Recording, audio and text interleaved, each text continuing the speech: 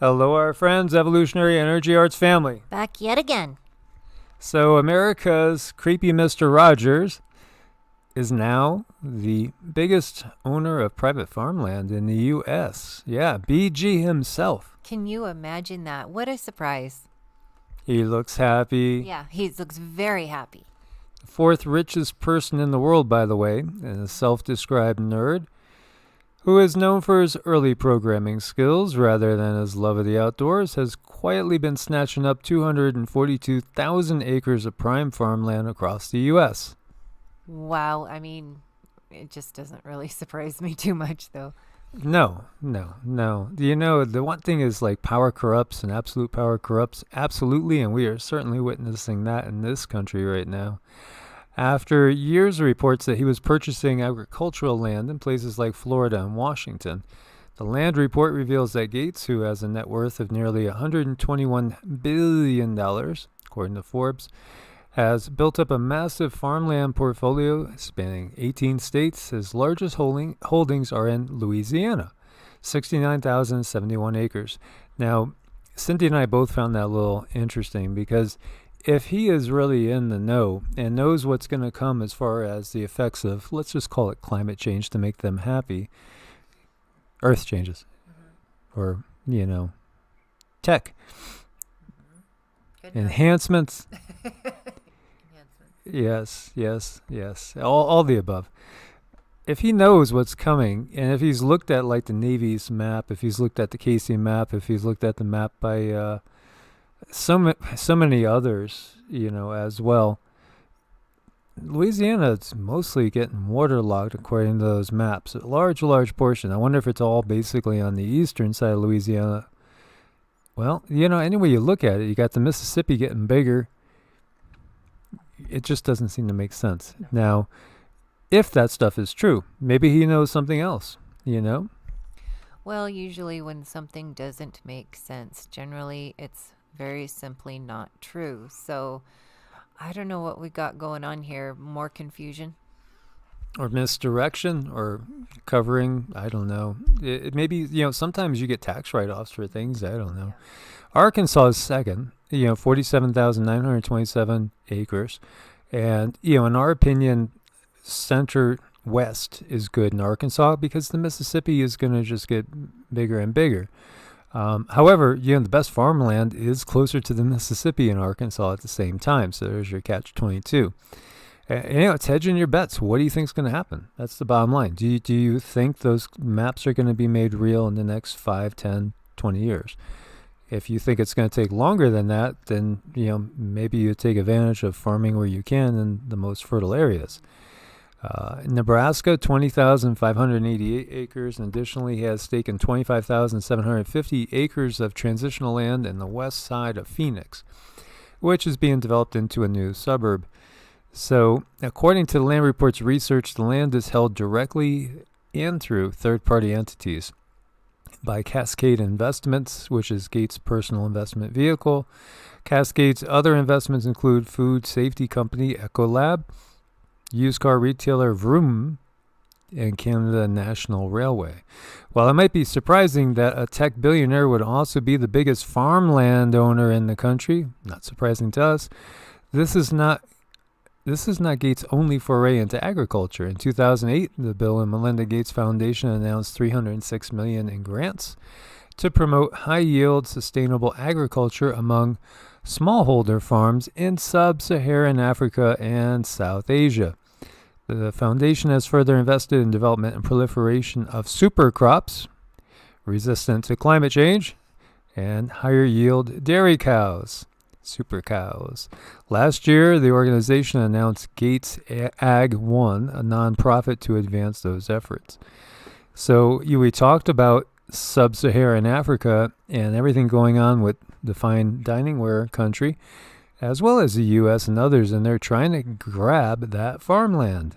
Mm-hmm. Yeah, it's a pretty nasty trick, but they have the means to do it. Well, between, the fine dining ware country, between the Vatican and between Gates, I'm sure they'll end up controlling pretty much everything there, food supply-wise. Well, globally, too. Yeah, it seems to be part of the plan there. So it's not entirely clear how Gates Farmland is being used, or whether any of the land is being set aside for conservation.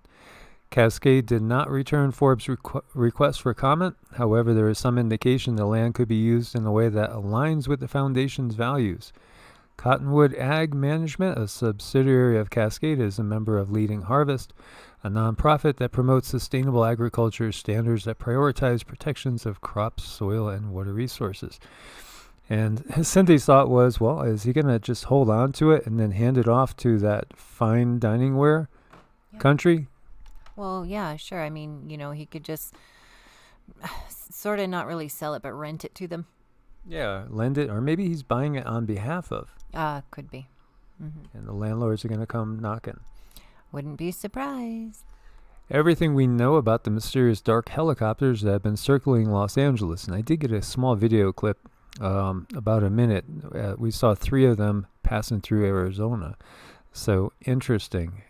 Yesterday, plane spotters in the greater LA area caught glimpses of 3 mysterious Bell 407 helicopters, painted overall in what looks to be a dark gray color, but with no easily identifiable markings, covered in antennas that one might expect to see on examples in use by military or law enforcement units. But unlike any we at the war zone are familiar with, the sightings immediately caught our attention. While we don't know for sure who is operating them or for what purpose, these helicopters appear to have a very unusual history, and they're solid indicators that they could be associated with a very secretive U.S. military aviation unit.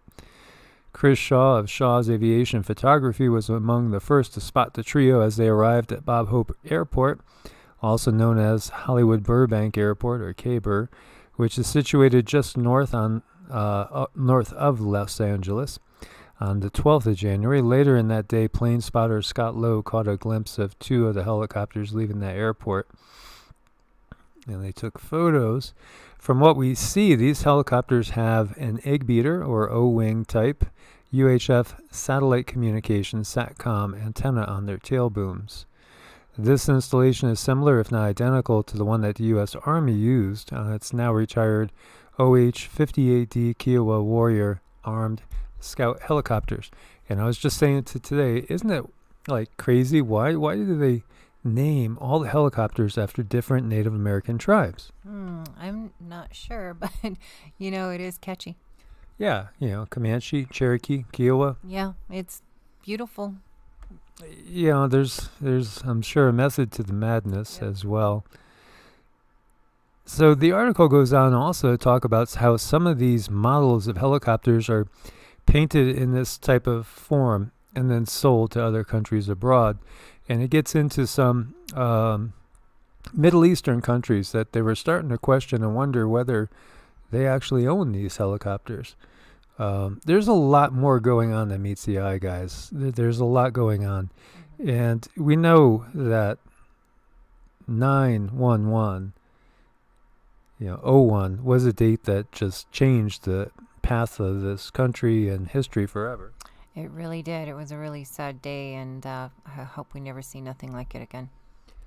Yeah, and then as we say it, we are counting the days to another day that, very well may be something that surpasses that. So what's really going on, here as well? And there's been a lot of sightings of these, and we, by the way, did see 3. It was like 2 flying close together and then 1 bringing up the tail. Yeah, they were. It was kind of strange to see them there. It was, and they were like heading over towards Flagstaff area, so it was curious to watch. Declassified documents outlines Trump administration's secret Pacific strategy. The bottom line here is they come straight out and say that if China was to roll out and start taking over, say, Taiwan, or say was taking over other countries in Southeast Asia, we couldn't stop them. And hence, about 2-3 weeks ago, we talked about an article where it was about retaking islands, which indicates that they've already been taken. So what do they know? It does make one wonder, what do they know? And the truth is they just know a heck of a lot more than we do, and they tell us up front what they need us to know to get whatever reaction they need out of us. So basically, this says their whole strategy would be controlling more of like Hawaii to the mainland in recognition that they really couldn't control the South China Sea. So that makes me wonder about Australia. Would Australia be on its own, so to speak?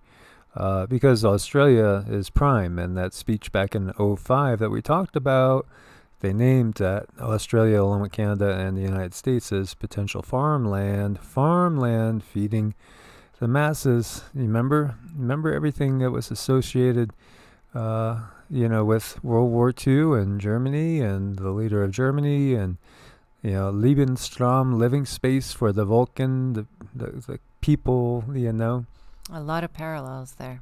Oh, we have so many parallels going on right now. And we have this, which is one of our newer submarines, and it's a massive sub. It's the Ohio class guided missile submarine. And this is USS Georgia, by the way. And this is over by Iran, and Iran took this photo of it. And, this is, again, an area that can really explode at any particular time. The Iranian Navy did not identify the American submarine, but the video subsequently appeared online, shows the submarine matching the size and the shape of an Ohio-class boat, as you see here. So, again, this is right outside the Persian Gulf, right at the mouth, and, could be an issue that develops anytime. I really hope not, but it could be. And, this thing is just about 2 football fields long. That's so big for a submarine. This is the USS Nautilus. This was the world's first nuclear-powered submarine. And this was also the first one to complete a submerged transit of the North Pole.